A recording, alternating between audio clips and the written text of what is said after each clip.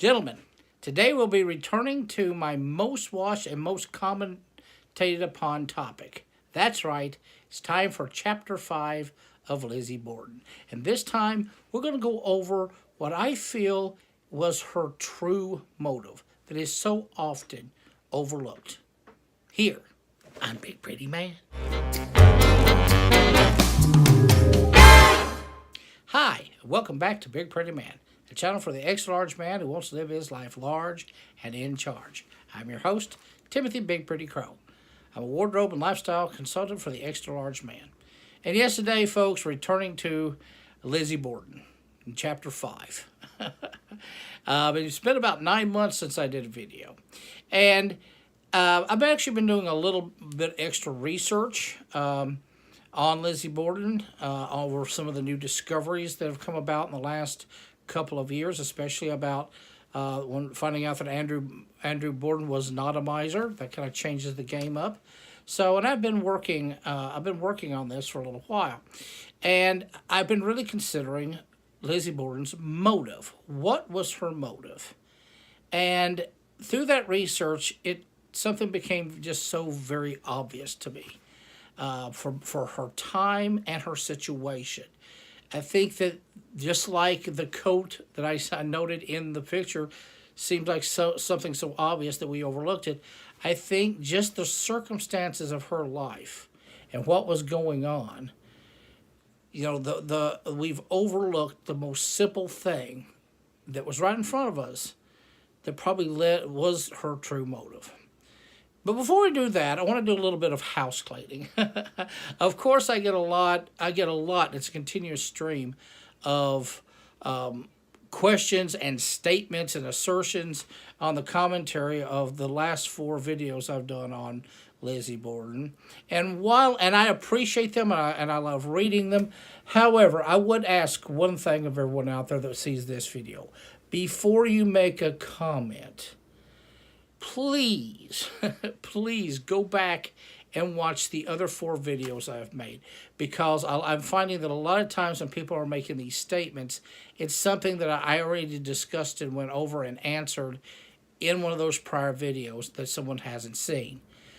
You know, and I get really tired of having to repeat myself.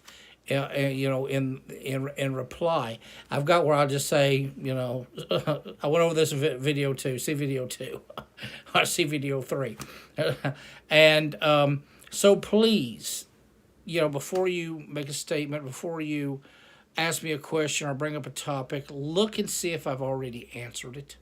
Okay, thanks. I still keep the questions and the commentary coming. And I've been really, once again, amazed at how much misinformation is accepted out there. And I had to tell you this, folks, but a lot of the misinformation that people are stating to me as fact doesn't come from really a lot of documentation. It comes from the movies.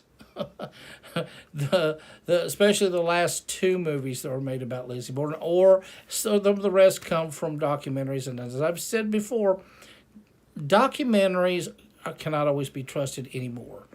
You know, with so much more mass media, so many more companies making documentaries, so much more stuff on the streaming service, you know, with the cable services, Fire Stick, all of that. There's so many apps, so many channels that are making these documentaries. It's starting to get a little shipshot. They're starting to get where their research is really lacking. Not just on Lizzie Borden, but on a lot of things. I'm finding the documentaries I'm seeing now is like what I would see like in the 80s and 90s, ones that come on TLC and Discover and all that, History Channel. They're not nearly as good. They're going from a lot of speculation, a lot of very loose theories, sometimes even radical and ridiculous things. So you really have to be careful what you learn from documentaries. But either way, I keep getting more and more of these new concepts, these new theories, these things, and I keep having to knock them down. And I'm going to cover a couple of those today. One of them that I want to go over that I'm hearing a lot about, and I've talked about before, is them moving the bodies. Well, I established a couple of videos back that that's not true. They didn't move the bodies. That was right in the testimony of Dr. Borden, that that the bodies hadn't been moved. But not only that, I noticed something in one of the crime photos of Abby Borden that I found very interesting, and it's this one right here. I want you to look at that. Now you can see in this, that's her laying on the floor, and you've got and you can see the camera inside of the mirror there. Now, I want you to look at that and tell me what's missing. Where's the bed? There's no bed there. And actually, if you look, that answers a lot. If you look at her head, she is laying in a puddle of blood. That's not smeared. It's not been moved. So she's not been moved. That's the way they found her. What they did do is move that bed out. It looks like they moved it completely out. At least tipped it. I don't know what they've done with it. But, you see the camera, you see the floor. The bed is gone. So they didn't move the body. They moved the furniture. They moved the bed. Now, it was said that she was crawled a little underneath the bed, and that, people said they pulled her out a bit. No, they didn't pull her out. Which they did the more logical thing, and they moved the bed. So I find that very interesting. Sometimes the answers to these questions are right in front of our eyes. And right here, you can see, this is proof. They moved the bed. They didn't move her. She's still laying in her puddle of blood. Okay, that is one little issue that I wanted to bring up. And another one that I keep getting asked about, and this, once again, part of my house cleaning here, lately, I've been asking people saying, oh, well, Andrew Borden was a cruel man. He was cruel to Lizzie. He killed her pigeons. He went up in the garage and up in the barn, and he killed her pet pigeons. Folks, this is another one of these rumors, a little bit of fact that got blown up into way out of proportion. It's right in the same lines as Lizzie Borden. They said Lizzie Borden used to kill kittens and little chickens and birds and use them. She would kill them so she could make little mock funerals and all of that. That is all completely untrue. That was an urban legend that wasn't true. And this one has a little kernel of truth, but overall, it's got blown out of proportion, like I said. And the truth is, yes, he did kill some pigeons. However, they weren't Lizzie's. Lizzie didn't have pigeons. She didn't have pet pigeons. Basically, what had happened was some pigeons had got into it and roosted in the barn, and they were crapping on Andrew Borden's hay, which I guess he's using for his horse. And, of course, that's dangerous to horses. They can be eating bird feces that can make them sick. And, they were crapping all over this hay, and he went out there and killed them. Now, I've heard two different ways that he killed them. I heard that he had shot them, but however, in the court transcripts, it was stated that he wrung their necks.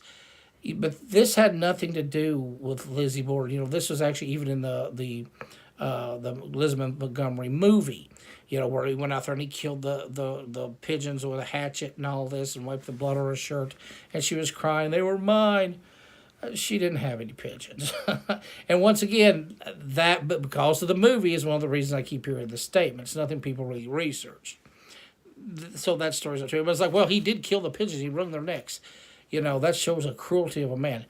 You know what? This is 1892 and not present day. And we're far more sensitive, especially in urban areas and all that, about these type of things. The idea of animal rights was not such a big concept as it is now. This was much more of a tongue-to-cheek, hand-to-mouth type of living back then, and people were used to much more hands-on living. So, for him to kill these pigeons is not a big thing. I mean, they're saying that makes him cruel. Well, then my grandfather and my parents and all that were cruel because we lived on a farm, and we'd come and cut a chicken's head off to eat for dinner, and and shot rats and things like that. Did that make us cruel? Make them bad parents? Of course not. And this simply because this man went out there and wrung the necks of some pigeons that had been crapping on the hay he bought in his barn for a horse that'd be worth a lot more than a pigeon. Is not, to me, is not indicative of him being a cruel or evil man. In fact, as I'm going to go over later, that's really not true. In fact, from what we can see, he was actually a very caring father for his daughters. And I talked about that in the last video, where he gave them allowance. He bought them new dresses every year. And folks, you do not know how privileged that alone is, that he bought her new dresses. They bought new dresses every year. Most women, even of middle class and upper middle class, which the Bordens, the way they lived, was more upper middle class, even though they had money. Most women had a couple of dresses they would wear most of their lives. They usually had maybe up to 5 to 6 dresses total, and they would change those out through the day. And they had certain ones for going out, for walking and receiving guest dresses, and that was it. It's very, very, and for a woman, it was very, very rare to get a new dress. And for a father that would buy his daughters new dresses every year, that is really doting on your child. That is very much a privileged thing. These dresses, by today's standards, because you got to understand that it's not just the dress. But every time a woman got a dress, she had to have a hat, she had to have some gloves, she had to have the parasol. All that stuff had to go with it, all the accoutrements that went with it. And those accoutrements could actually be more expensive than the dress. The dress, by today's standard, by today's economy, would cost about $1,000 for these tailored dresses. They couldn't just go buy them. And it wasn't so much the tailoring and the seamstress. That was actually, labor was rather cheap. What was expensive was the materials. It all came from overseas. And this was extremely expensive. And, so one of these dresses could range, by the time you got the parasol and the gloves and, and the hat and all of this, which were expensive, you're looking at each one of these could have been $3,000 to $6,000 a year on a couple. That would just be one outfit. And they were getting these dresses. We're not really sure how many he had made a year, but he was spending at least $6,000 in today's money on dresses for them each year. That's not a cruel father. That's a doting father. Now, another topic that I want to bring up in this housekeeping is one that I get asked a lot, and I've had particularly 1 or 2 ladies in my commentaries that will bring this up a lot, and that is about Andrew's will. I've had people say, this is especially about John Morris, or usually, John Morris learned about that there was some money in the will, and that's the reason he snuck in the house and killed them. I think the will was what set her off, that she was, that somebody was getting more than what she was going to get in the will, or that it was going to go to his company. I've heard all kinds of versions of what was in this will, that caused Lizzie to go off. Okay, let me just, and once again, most of this comes from movies. That was actually in the Chloe Sevigny movie, Lizzie, where they were talking about the will. That purely comes from the movie. But let me just say it once and for all. There was no will, folks. Andrew Borden did not have a will. In fact, we know that from the transcripts. Once again, folks, if you're going to get into this, look at the original material. A lot of things that people are saying to me is right in the transcripts, wrong, showing they're wrong or right. Nobody bothers to read the actual material. But in the material, we know that there was a gentleman who was basically the accountant for the Bordens, for Andrew Borden, for many years. His name was Charles Clark Cook, or Coke. I think it's Cook. And he had been with Andrew long before the murders, and then afterwards he was actually the financial advisor for Lizzie and for Emma. And actually he helped them buy the house and sell the old house.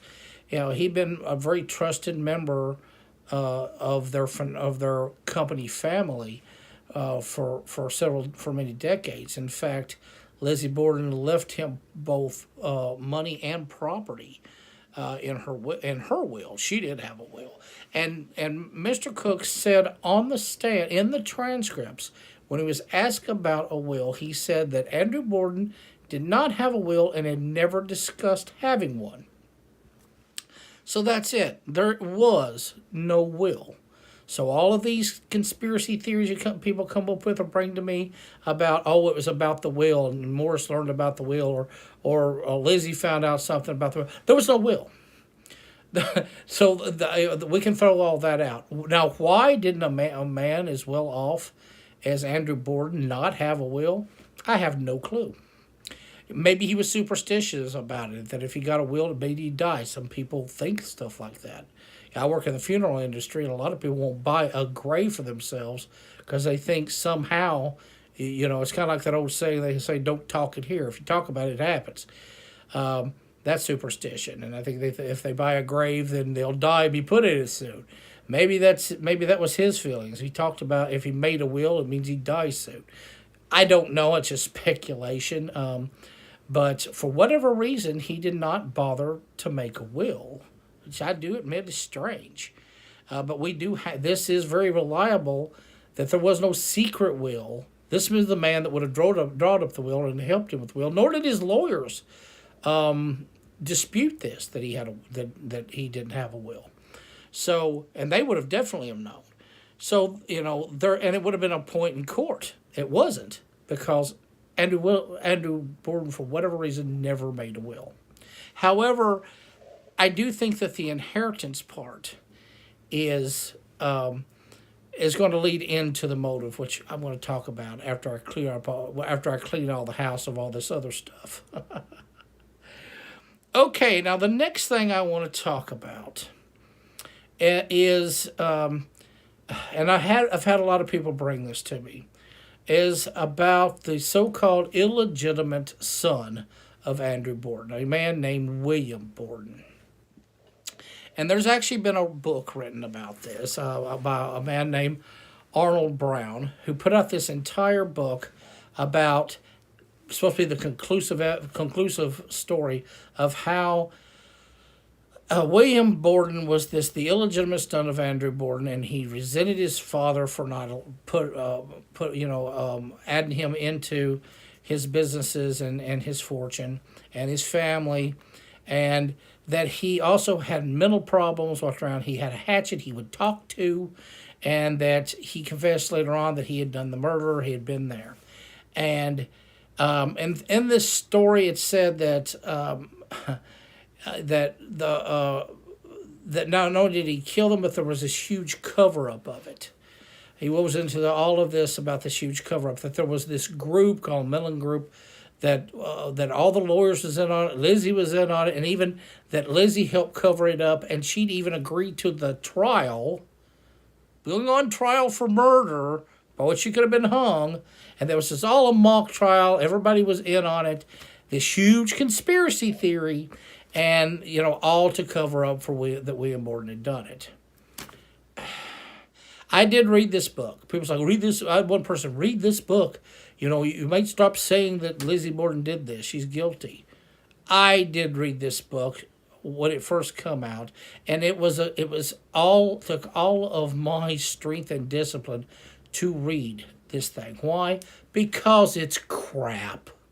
It is conspiratory, unbaseless crap. Okay, first thing is for all of this stuff to be true, it would require this huge conspiracy of the entire town and Lizzie and all of that. Now remember what I said about Occam's razor. The simplest answer is usually the right one, or the more advanced version is the answer with the least amount of components to make it true is probably the right one. To make this one true would take so many components it's hard to count. The lawyers had to be in on it, and they had to conspire. This man had to be the illegitimate son of Andrew Borden. If he's not, it falls apart. Like I said, the lawyers have to be in on it. Lizzie has to be in on it. The maid has to be in on it. This whole conspiracy and collusion for to set up this entire thing. And the more these components go, the more further out it grows that this is impossible. It's stupid. I'm sorry. It is ridiculous.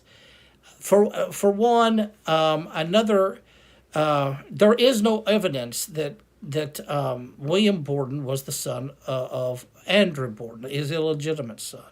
And in fact, Arnold Brown got all of his information from one source, this man named Harry Haywood, who had, as a child, had worked on the farm of William Borden and was a little afraid of him. And these stories that he had been the one that had really killed the Bordens. And so even the stories about the hatchet and about talking to the hatchet and him being crazy, and even his wife, who Mary remembers, she said that as a child she had saw some William in the backyard. All of this came from two people long after the murders. And the rumors and the big stories they were telling, that was his evidence, nothing else. And for this whole conspiracy thing, he put two little things in the transcript, like as evidence that, are trying to point away from William Borden being related to Andrew Borden. Like, for instance, when the lawyer asked, so you have one sister? And she said, yeah, Emma. I says, yes. It's just the two of you. And she said, yes. Ooh, and Arnold Brown's mind. This meant that they were trying to lead away and just make that extra point that there was no son. Well, when they ask her, then what was the conspiracy when they asked her, is your name Lizzie Borden? She said, yes. You were so Christian. She said, I was so Christian. How's that fit in? These are just common legal questions, eliminating anything else. But in his mind, they pointed toward a conspiracy. I'm not big on conspiracy theories in the first place. Most of them are crap. But this one just is ridiculous. Also, we now know conclusively, or as conclusively as you can get, that William Borden was not the illegitimate son of Andrew Borden. Number one, there was, if you go through the directory, the home directory of Fall River at the time, you'll find there were so many Bordens in there. The Bordens were actually a very large family. It's a very common name, and lots of branches to the Borden family. And so simply because of this, his name was Borden did not indicate anything. And actually, Leonard Rebello. I always want to say Rebello for some reason. Leonard Rebello, who was probably one of the top experts ever on the Lizzie Borden case. In fact, he wrote Lizzie Borden, Past and Present, which a lot of people called the Borden Bible. You're not a researcher of the Borden case unless you've read Rebello's book. In fact, it's hard to find a copy of it now. I do have one. And unfortunately, he just passed away recently. But Leonard Rebello did read, when he read the Arnold book, and so it pretty much for the crap that it was. But he also went in depth in looking into the ancestry and and the family histories, the genealogy of the Borden branches and families, and he found pretty much inclusively that William Borden was not the son of Andrew Borden, and in fact he was the son of a man named Charles Borden and his wife. So this whole thing about him being the son of Andrew, of him being crazy and talking to Axis, comes from one old man that Arnold Brown knew, and his version and stories of it has no foundation in truth. And once again, let's even benefit of the doubt that this guy was real, he was his son, and he was crazy, he wanted to kill him. It doesn't fit the timeline, because this timeline he was staying all night with the Bordens with Uncle Morris. There's no record of that. Bridget said nothing of that. No one said nothing of that. it doesn't fit. There was no one else in the house. How did he get in the house? Yeah, how did Bridget? I said, how did the next door neighbor maid of the Kellys not see him coming and going?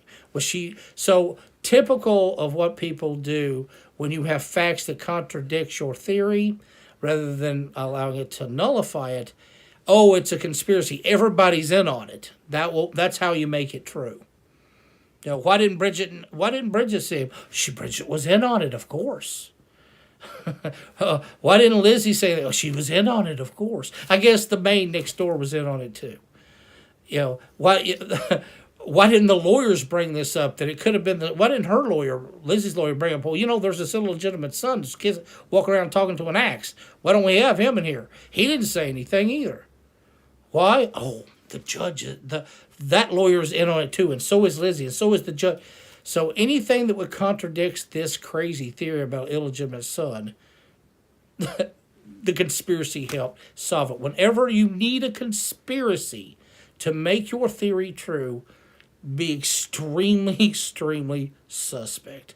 And basically, this whole thing about the illegitimate son, about this crazy conspiracy and mock trial, it's crap with no supporting evidence. It's baseless crap. There was no son. There was no illegitimate son. And let me tell you, if Leonard Cabello said that there was no son from his research, he's one of the few people I would take his word for it. But he didn't just offer his word. He was a real scholar. He offered actual evidence. So rare in this case. Rest in peace, Leonard, and thank you. And now I would like to talk about the actual motive. In my first video, when I was under the understanding that Andrew Borden was a miser, and that Lizzie wanted to move up in the world, and that was most likely her motive, and that's been the motive that's been most accepted by most experts and historians, is that her most likely motive was his money, and so she could buy the house and get out of his miserly ways and live in society she'd always wanted. However, we now know that breaks down, because we know that as I was talking before, Andrew Borden was not a miser. In fact, quite the opposite. He doted on his daughters. Now, it is true that he preferred to live down in the more industrious part of town, which probably did remove them from upper society, where they could have attracted potential husbands of their status, and that may have very well led to the fact that they never married. There may have been some resentment over that. And yes, I think that even though he was not a miser, he was really kind of set in his ways. He saw no need to move. He had a nice house that he had renovated. Actually, he renovated one whole floor of it. He put in radiator heat. He put in some running water. So he had upkept this house, and I guess he saw no reason to move up on the hill, even though his daughters may have wanted to. But in all truth, his daughters, unlike people talking about that they were having to live in squalor compared to their means and all that, is bull. That's not true. Like I said earlier, this man paid all of their bills, pay their upkeep, their food, all of their expenses, bought them what is today would be equivalent to maybe about $6,000 worth of tailored clothing a year. And he's even give them a $4 allowance a week, which is equivalent to about $138 just for pocket money, just to carry around, just do some things they wanted to do. Maybe get some of their feminine stuff, things like that. But they were completely pampered and taken care of. These were not miserable women. Now, I'm sure they were not happy by the status and their culture and expectations. They had not married, but considering that situation, they were fairly in a very well-kept position. And unlike the original theory that Lizzie did this to keep up, to have a better life and a bigger home, I think it may have been much simpler explanation, is that actually she was trying to keep up the status that she already had, which was being about to be threatened. And I think that was the true motive. What was the real motive? I believe, my speculation based upon the evidence that Lizzie Borden did this, was one simple overlooked thing. Her father was a month away, just a little less than a little more than a month away from turning 70 years old. That, I think, was what was her true motive. Oh, and to understand what I mean by that, we have to understand what it was like to be a woman of Lizzie Borden's status and from the type of family and society that she came from and the time period that she came from in the Victorian age, toward the end of the Victorian age, and the position of women in that time. A lot of times when we think about the motives and all of this and who did what, we think of it from our own time. You can't do that. The Victorian era is so completely different than the way things are today. And you have to look at it within its contemporary time. And from that situation, Lizzie Borden and her sister were on the verge of a major life crisis that could hit any time. Now, I want you ladies, and I want you ladies out there, I know I have a lot of them that watch and I have a lot of them that comment. I want you ladies whom I think can commiserate, especially about women's rights, even today, with her situation. I want you to put yourself in her situation back then. Okay, Lizzie Borden is in her 30s. She's 32 years old. Now, today, if a woman was, when she's single, she's never been married. Now, if a woman's single today at 32, no big deal. But even today, it's the ticking clock thing. But and all that. But if she stays single, no big deal. She can work and take care of herself and live a single life the rest of her life if she wants. That's today. Not in 1892, and especially a place like Fall River, which was very socially conscious and had a very strict and harsh social hierarchy. So, so put yourself in her place. You are 32 years old. You are unmarried. The chances now that you will be married are so slim to practically none. In fact, it was even written at the time about women who did not marry and got up older into their 20s and 30s. One author called it a deplorable accident. It was seen as a shame upon that woman, as though there was something wrong with her. Always her fault, never the man's, of course, or the society's. It was her fault that something was not right with her, that she was not able to get a husband. She lacked somehow in her skills or education or humility, that she was not able to get a husband. It's her fault. And so she was really damaged goods. And even with money, she'd have been damaged goods. And though Andrew Borden was a wealthy man, compared with the other Borden family and other people in the Hill, his fortune was fairly minor. So, so even though she had something to bring to the table for a marriage, it was not compared to a lot of other society women. And now would be considered old. Now, because of that, she lives with her father. Because today, a woman don't marry, she go to work. She get a job, go to work. Lizzie didn't have that option. Women of her status did not work. Women from a family like hers did not work. A woman that had to work for a living was seen as something among the lowest of class. And in fact, it was even seen as a lowlife occupation, a low-life situation. Women that worked were among the minorities, were among the immigrants, African Americans, the Portuguese that were big in the town, and of course the Irish, and even they had an Irish maid, Bridget. Those women had to work, and they were seen as the lowest on the totem pole of the social hierarchy.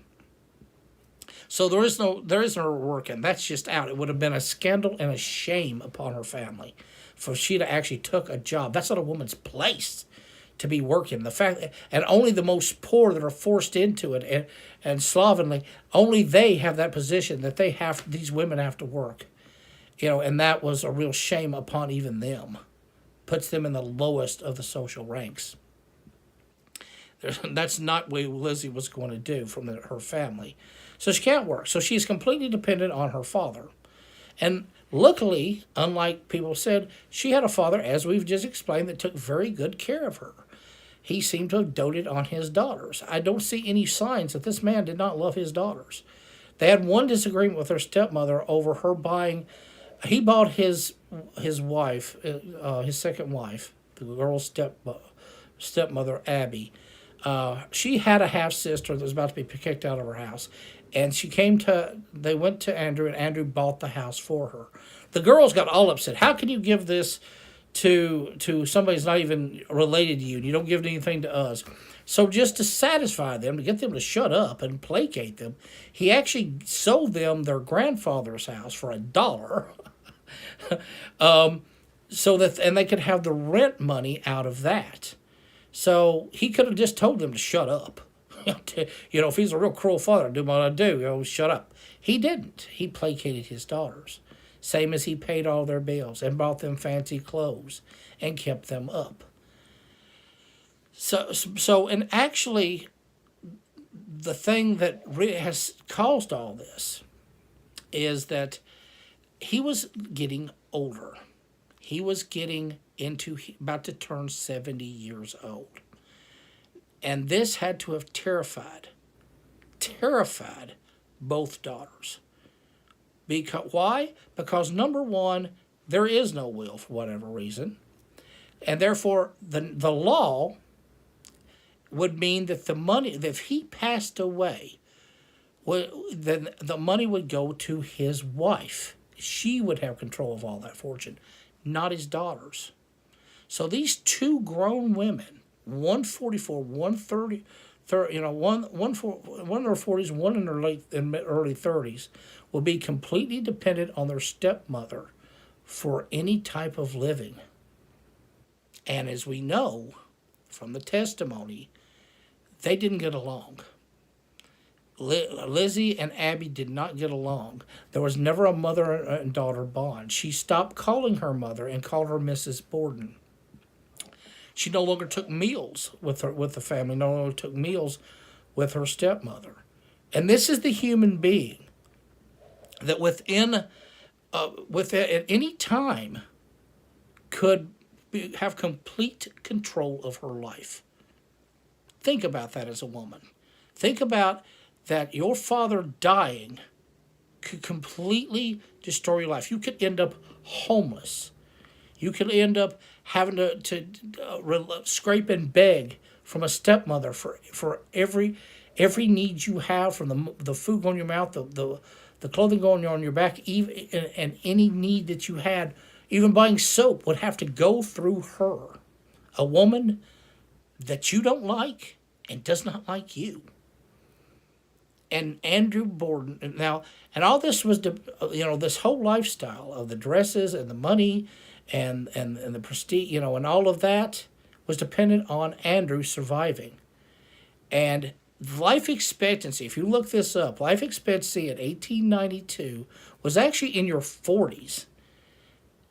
That's what, and even up into the 1920s, when Lizzie died, it was around 60s. This man is less than a month from turning 70 years old. Lizzie and Emma would have known this. He was on major borrowed time. One good flu epidemic, one chill come through, and these women could potentially have been out on the street with nothing. Nobody, no security net. Think about that, being put in that position. Your father is about to turn 70. He could die any time. And if he dies, your life is destroyed. And you have no alternatives. What's Liz? If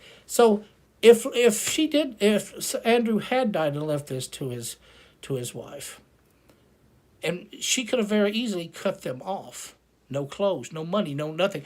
No husband to fall back on, no other potentials. And what's she going to do? Is she going to go to work? Let's say that she could go to work. What's she going to work doing? Really, for women back then, there were three occupations: seamstress, maid, or a teacher. And who's she going to become a maid? Who's going to hire her as a maid? She has no experience. And if she did get hired, this would be among the upper class people she'd grown up with, family members, schoolmates, that she would now have to be scrubbing their floors. You want to talk about a nightmare. And even then, that would be, she would have to be living on their charity. This is what Lizzie Borden and her sister confronted every day. This fear of when their whole world could be destroyed. I think, so what was the motive? Dad is getting older, and so we've got to do something before he dies. And the only thing that they could do, either one of them, is get rid of the stepmother. She had to go some way. Because if she goes, they inherit it all. Now, they say to follow the money. When it comes to murder, follow the money. And if you follow the money, it leads to the stepmother. And the stepmother is the block from the daughters. And I don't even think it was so much. I do believe they did want to live a more prestigious life, live high on the hog, live up in high society. But even more than that, how about just maintaining the life they had, which could be gone at any moment? So what was her motive? Her motive was desperation. And desperation and fear are the two greatest motives that can lead to murder. She really was down to a point that there wasn't much other choice. So yes, I think that the mother was the actual target. And I think for murder. And as I said in my other videos, I think that fear and that animosity and had finally boiled over. I don't know what was said. Maybe she even did say in an argument. I've talked about this before. Something happened when Bridget went outside to wash those windows. I don't know what. I've always said that something caused Lizzie to spring into action that day. Something thrown her into a rage. Maybe, like I said, there had been animosity between these two for a while. I think there was an argument, something was said. And maybe she even did say, when your father dies, you're out of here. That would have done it. Oh, yeah? Because that would have done it. I don't know if that was said. I'm just speculating, but something set her off, and that would definitely have done it. Now, I do not see this as an excuse for what she did. I do not see this as morally right. However, I can understand a little better her motives. This wasn't over greed. This was over desperation. This was over maintaining and saving your own life and the way you've lived it. And and the stepmother was the one in the way. So, like I said, I think she went all. I think she originally planned to kill the stepmother. Now, was Emma in on this? We'll never know. Maybe she was. Maybe that's the reason she went to New Haven. Fairhaven. Maybe that's the reason she went to Fairhaven, so that Lizzie could do this. Because we do know that Lizzie tried to buy poison the day before. And I don't think it's a coincidence she tried to buy the poison the day before and her mother was killed the next day. She couldn't get the poison. So now she's even more desperate. So she's got to use what she can use. And so I think that the target was the mother. And the plan got thrown off because of whatever happened in that argument, which we'll never know what it is. And Lizzie killed her. And now she's killed her. She does not. It's even worse of a fear for her father to know the shame of what she done. And when he come home, I think she had to make up the excuse as to where her mother was. He said, "Where's your mother?" He said she went out. She pushed it off so she got a note. She went out. Well, if she knows that's a very temporary Band-Aid, sooner or later he's going to find her mother. And I think the desperation in that finally drove her to the point like, I can't allow this.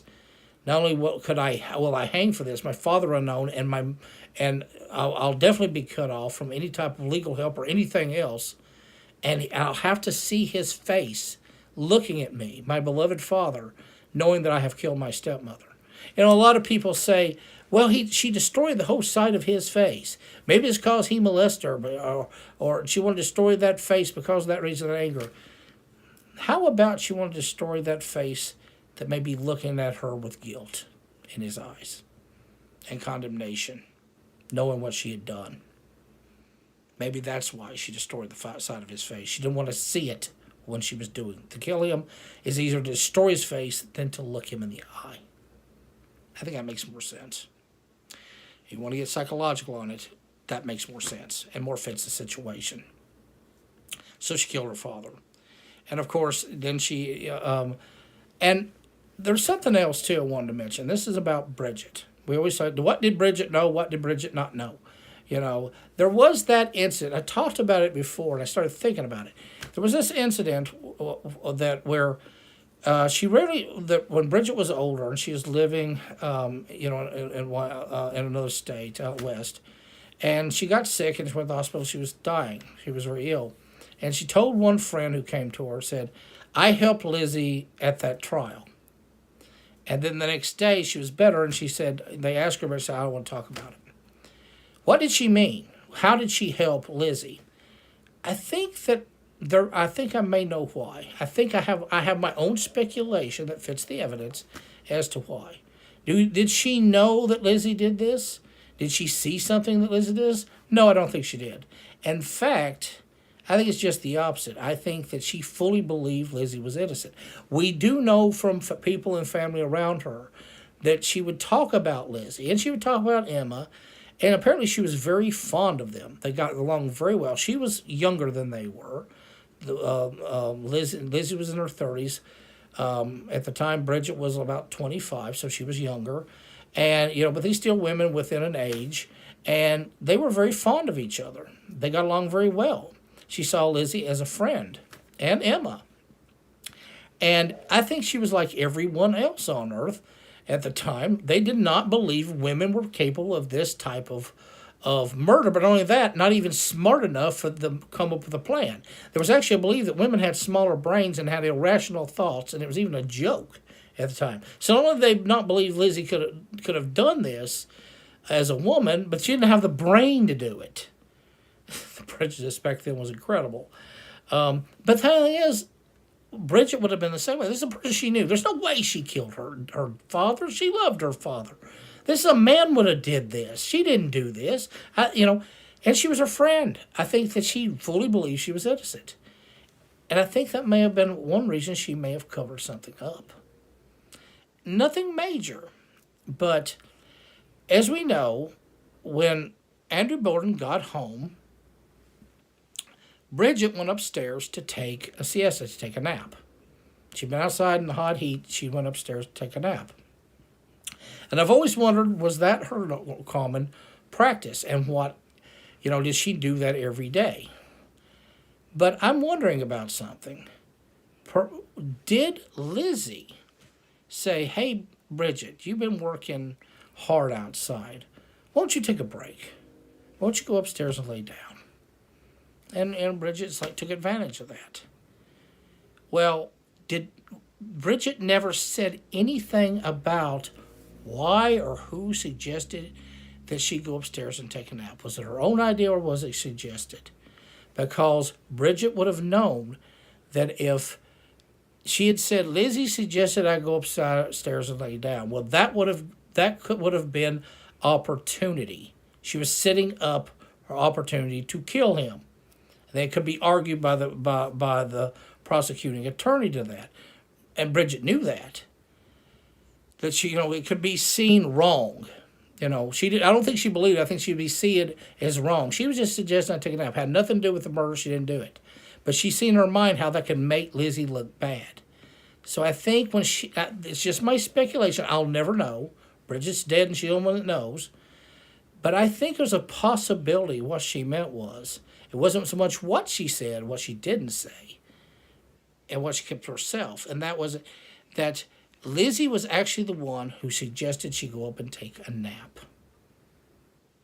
And I think she did not reveal that because she believed Lizzie was innocent and was not capable of these murders. And for one thing, these murders traumatized Bridget for the rest of her life. Now, you understand, today, we're kind of used to violence in movies and, scary movies and all this, and the blood and the shooting and the cutting and all that. We kind of become, conditioned to that. It doesn't bother us anymore. But you understand, that didn't exist in the 19th century. You didn't see that type of blood and gore, even depicted in any type of play or anything like that. That would have been unheard of. In fact, think about the first Dracula movie with Bela Lugosi. That, of course, that came out many decades later. But still, at that time, he had no fangs, there was no blood, but people were scared to death of that movie. When people passed out at Dracula. Now, which was not violent at all, no blood, no nothing. He didn't have fangs. Now, imagine if you were a 19th century woman and you walked in and seen a man's face hacked in, blood running. It traumatized Bridget. It's the reason she didn't talk about it. She moved away. And everyone would bring it up, she would shut it down. That event and seeing that traumatized her for the rest of her life. But at the same time, I think that she did help protect Lizzie from and that may have been what she meant when she said, "I helped Lizzie" at that trial. She didn't say Lizzie's the one that suggested I go upstairs. I think it's a possibility. Well, okay, folks, that's all I've got for this time about Lizzie Borden, and a new theory about her motive. And I think in the long run, we look at the situation, we look at the Victorian times, the way women, the condition of women, and the situation of women, and look at the circumstances of Lizzie's life and her income and her very lifestyle. I think the motive becomes clear that it wasn't about greed, it wasn't about necessarily living a better life and a higher life, but maintaining her life.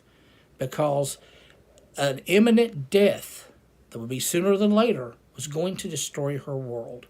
And that desperation drove her to pick up that hatchet or that iron and do what she had to do. Like I said, I don't condone it.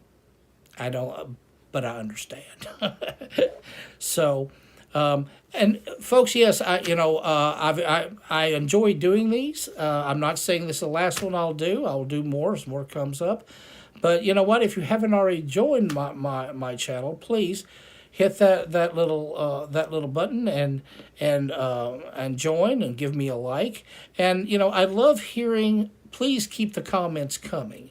Only thing I ask once again is please watch all the videos before you ask me a question, because I may have already answered it for you. Okay, so once again, Lizzie Borden is one of my passions, and I'm glad I'm sharing it with you.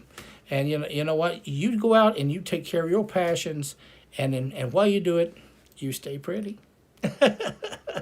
Till the next Lizzie Borden.